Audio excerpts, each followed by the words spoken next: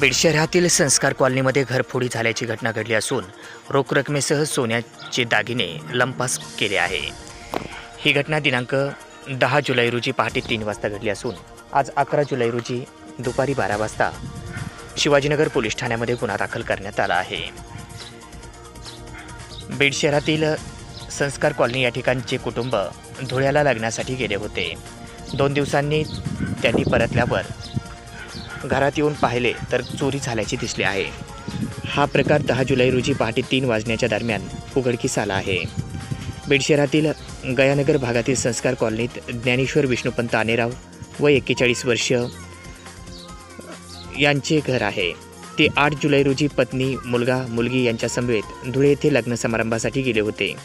तेथील कार्यक्रम आटोपल्यानंतर ते 10 जुलै रोजी पहाटे 3 वाजेच्या सुमारास ते बीडमध्ये आले।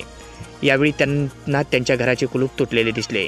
त्यांची पत्नी दीपा आनेराव यांनी घरात जाऊन पाहिले असता बेडरूममधील दोन्ही कपाटाचे दरवाजे तुटलेले दिसले। त्यातील सर्व सामान अस्ताव्यस्त आढळले।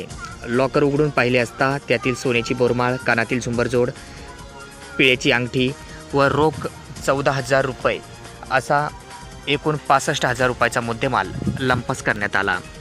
आनेराव यांनी तातडीने पोलिसांशी संपर्क केला व पोलिसांनी येऊन घटनास्थळी पंचनामा केला।